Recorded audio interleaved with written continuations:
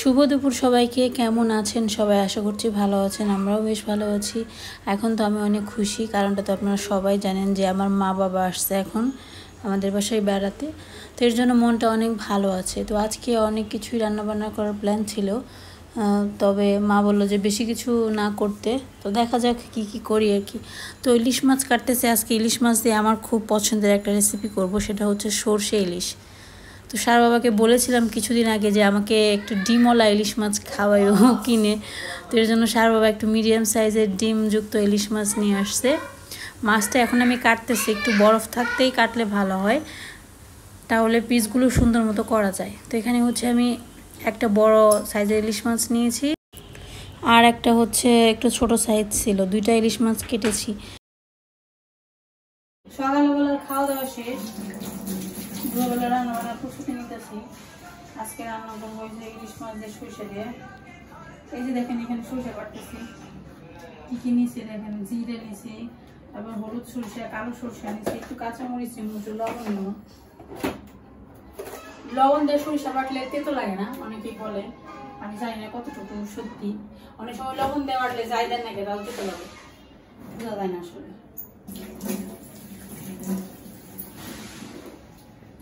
কাঁচামরিচ, লবণ, জিরা, কালো সরষে, হলুদ সরষে, দুটো মিক্স, এগুলো পুকুর আমরা সরষে ইলিশ রান্না করি।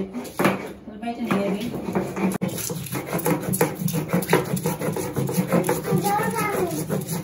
কাছে যা, জল খাইবো। তো এখন হচ্ছে সরষে ইলিশটা রান্না করব। আমি যেভাবে সরষে ইলিশ রান্না করি সেই রেসিপিটা আপনাদের সাথে শেয়ার করব। ভালো লাগলে অবশ্যই নিজে রান্না করে দেখবেন, খুবই ভালো হয় এইভাবে খেতে। প্রথমে হচ্ছে আমি সরষে বেটে নিয়েছি, সরষে নিয়েছি হচ্ছে হলুদ এবং কালো, দুই প্রকারের সরষে নিয়েছি লবণ, কাঁচা মরিচ, এরপর হচ্ছে একটু কাঁচা জিরে। এখন হচ্ছে ইলিশ মাছটা একটু ধুয়ে নিয়ে এর মধ্যে সরষে বাটা দিলাম, হলুদ, মরিচ, লবণ, সরিষার তেল সব কিছু দিয়ে ইলিশ মাছের সাথে ভালো করে মেখে নেব। তারপর দেবো হচ্ছে পরিমাণ মতো জলটা দিয়ে একেবারে বসিয়ে দেবো, আর সবশেষে দেবো হচ্ছে একটু রসুন বাটা।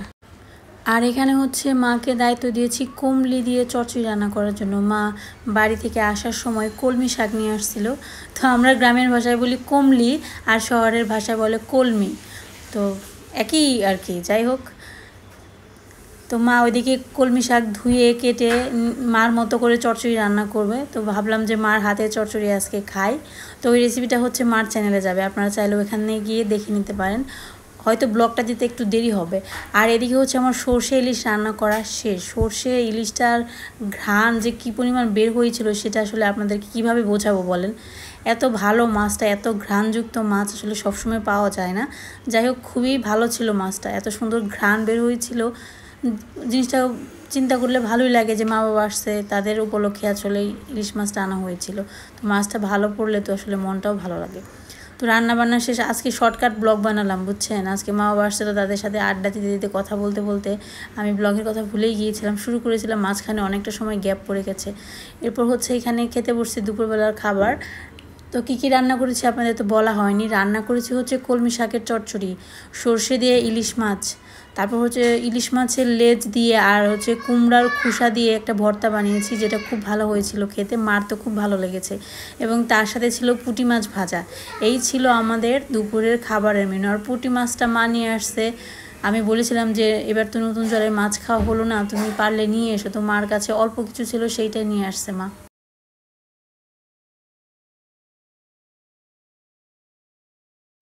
তো এখন হচ্ছে আমরা সবাই মিলে একসাথে খাওয়া দাওয়া শুরু করব। তো আমিও বসবো। সারার বাবা হচ্ছে একটু বাইরে গেছে বলতে হচ্ছে অর্চিদের বাসায় গেছে।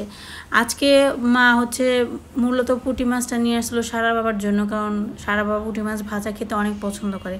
তো তার জন্য আজকে পুঁটি মাছটা ভেজেছিলাম। কিন্তু সে একটা কাজ করেছে, কাজটা হচ্ছে যে সে ওই বাসায় গিয়েছিল কাজের জন্য, তো ওইখানে গিয়ে খেয়ে ফেলেছে। আমাদের সবার খাওয়া দাওয়া শেষ। রান্না কেমন হয়েছে মা? ভালো হয়েছে, খুব ভালো হয়েছে।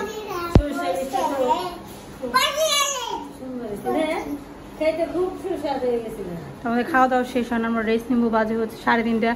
অনেক আগে খাওয়া দাওয়া করতে পারতাম। সারা বাবার জন্য বসে আসছিলাম। সারা বাবার ওই বাসায় গিয়ে ফোন দিয়ে বলতেছে আমি খেয়ে বলাইছি, রইলো বলেন। আমরা সবাই বসে দিয়েছি, ওনার জন্য বাইরে গেছিলো।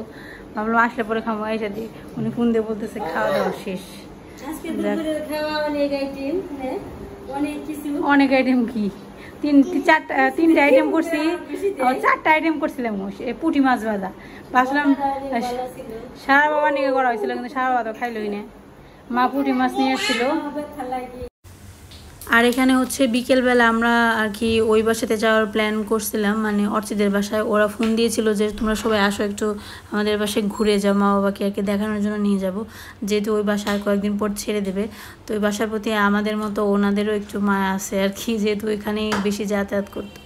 তো এখানে হচ্ছে আমি, ঈশান, সারা, মা আর বাবা, আমরা এই কয়েকজন মিলে যাব। আর হচ্ছে যে আমার ভাই আর হচ্ছে সারার বাবা যাবে না, বাসায় থাকবে।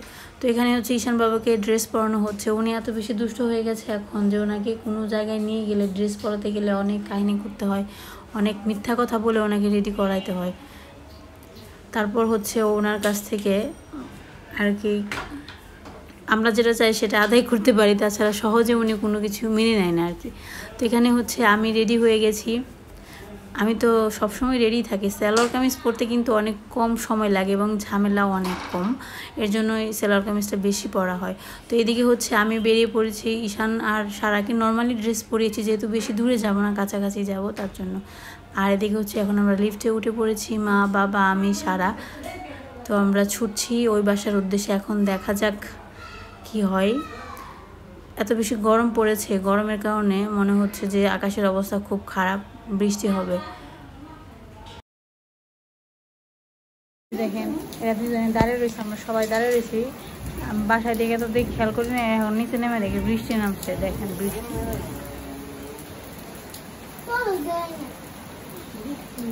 বৃষ্টির মধ্যে রিক্সাও পাইতেছে না, একটা রিক্সাও খালি আসতেছে না, সব প্যাসেঞ্জার নিয়ে আসতেছে।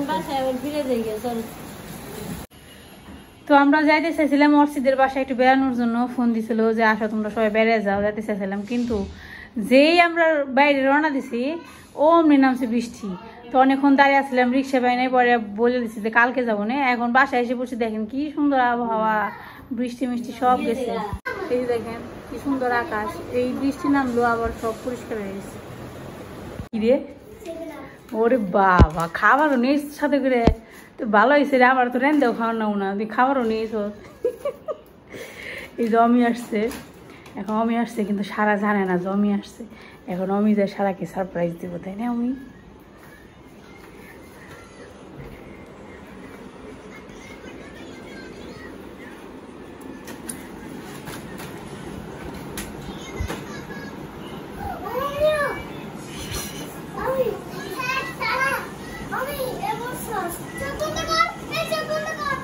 এই তো বন্ধ কর।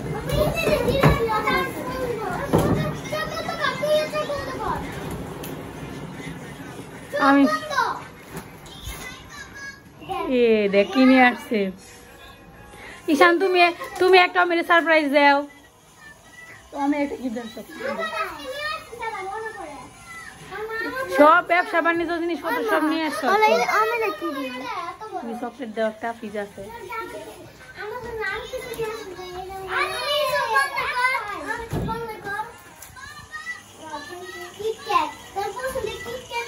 তোর পছন্দের কিটক্যাট না? বাবা রে বাবা রে।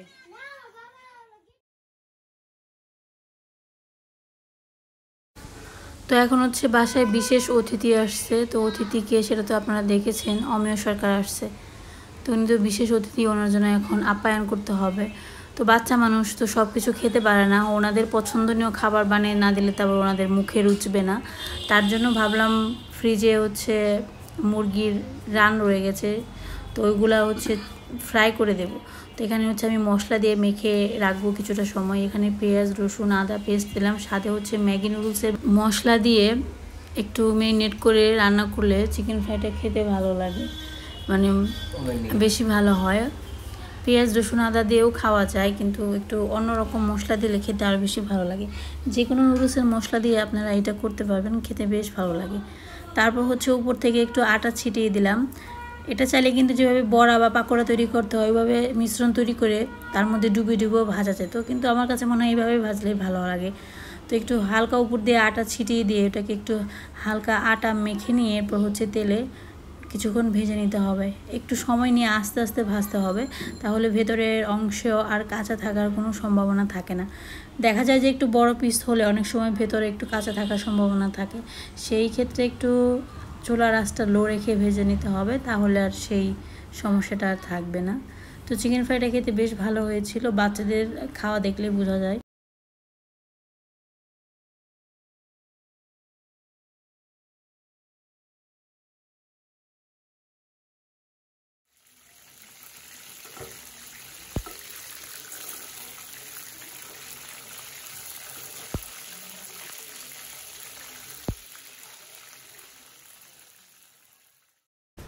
তো আমার চিকেন ফ্রাই করা শেষ, এখন ওদেরকে খেতে দিব। তো আপনারা হয়তো ভাববেন যে এখানে শুধুমাত্র 3 জনের জন্য কেন চিকেন ফ্রাই করলাম না, কারণ বাসায় তো মা বাবা আছে।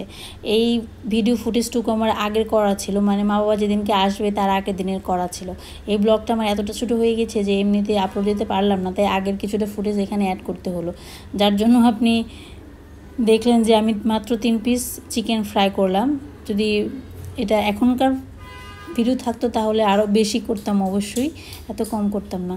তো এখন হচ্ছে 3 জনে মিলে খাওয়া দাওয়া করতেছে আর দুষ্টামি করতেছি ইচ্ছা মতো। তো এখন আমিও চলে গেছি, সারাকে পড়তে বসাইছি। তো আজকের ভিডিও এই পর্যন্তই। সবাই ভালো থাকবেন, সুস্থ থাকবেন, সবাইকে ধন্যবাদ।